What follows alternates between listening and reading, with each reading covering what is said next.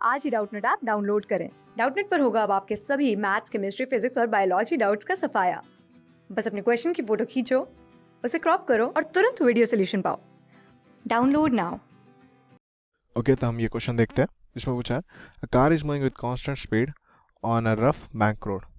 तो आप देख सकते हो कि एक कार है, ये सर्कुलर मोशन कर रही है ऑन अ बैंक रोड। अब बैंकिंग ऑफ रोड हम इसलिए यूज़ करते हैं ताकि जो सेंट्रीफ्यूगल फोर्स होता है कार पे लगता है जब वो सर्कुलर मोशन करती है, उसको काउंटर बैलेंस कर सके नॉर्मल रिएक्शन की वजह से। ठीक है, और हम देख सकते हैं ये जो रोड है ये रफ भी है, यानी कि इस कार पे फ्रिक्शन भी लग रहा होगा। वो हम देख लेते हैं कैसे लग रहा होगा। ओके, तो क्वेश्चन हम आगे पढ़ते हैं।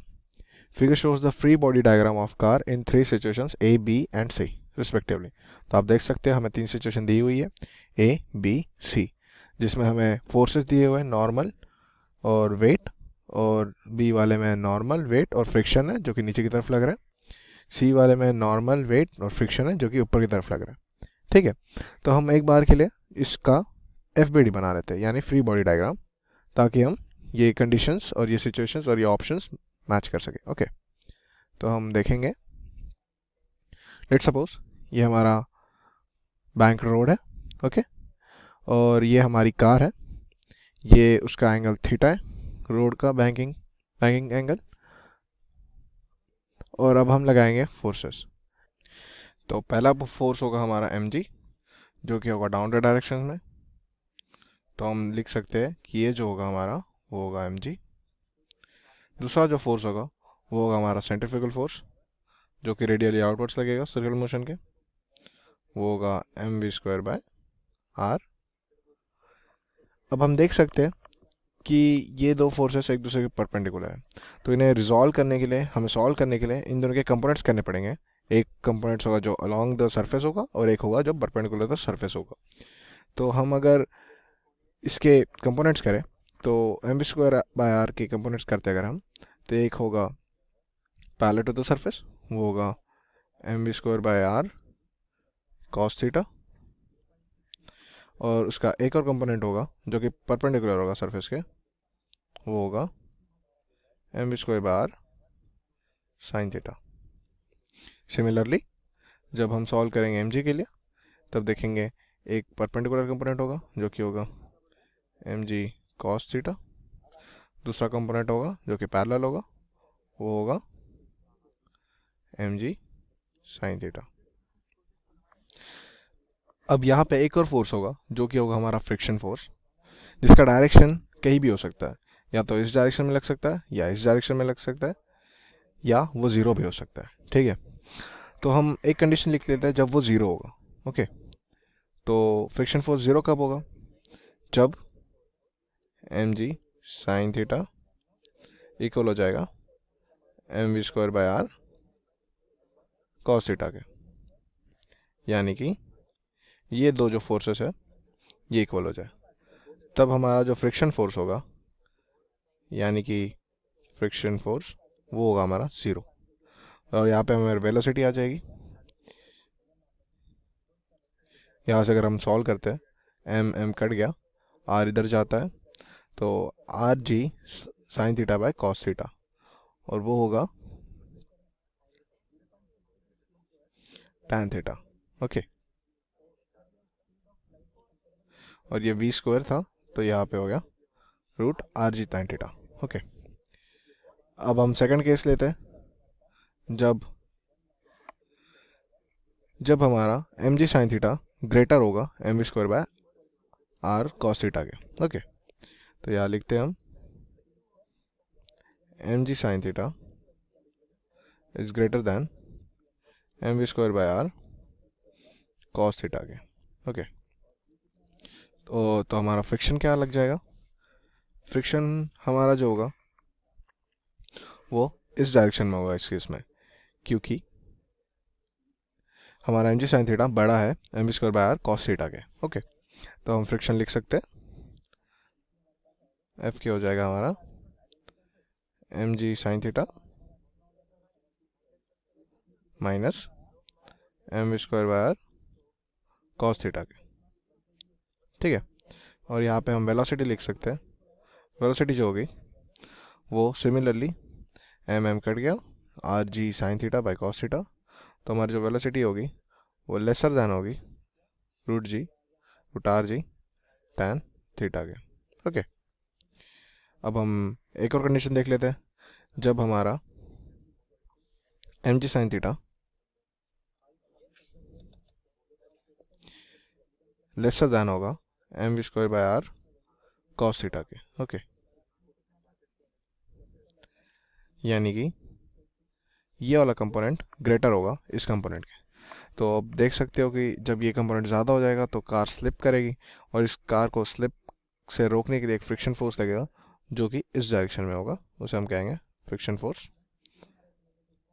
तो इस केस में फ्रिक्शन फोर्स क्या होगा, जो आर वाला है वो होगा M we square by are cos theta minus M ji sine theta. तो हम यहाँ लिख लेते हैं, ये होगा M we square by are cos theta minus M ji sine theta.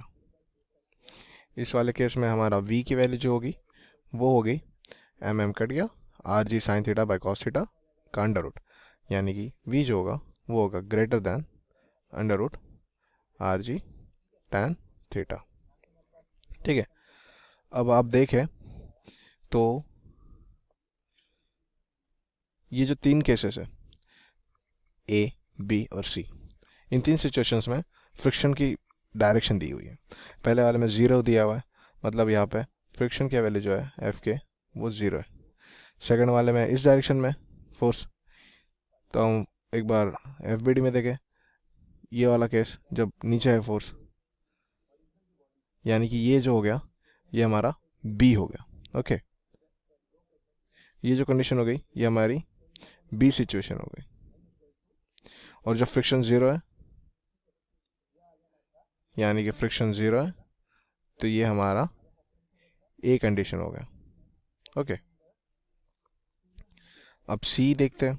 सी में फ्रिक्शन ऊपर है, और फ्रिक्शन हमारा ऊपर तब है जब M G sine theta greater है M we square by are cos theta के। तो हम देख सकते हैं एम जी साइन थीटा ग्रेटर है M we square by are cos theta के। तो यहाँ लिख लेते हैं हम कि सी हमारा ये होगा। ओके, अब हम ऑप्शन मैच कर सकते हैं। फर्स्ट वाले में पूछा है car in A has more speed than car in C. तो कार की स्पीड, ए की स्पीड देख लेते हैं, वह root R G tan theta is more than car in C. हाँ, हम देख सकते हैं क्योंकि v जो है लेसर दैन आर जी टैन थीटा है, यानी कि हमारा v in a is greater than v in c है।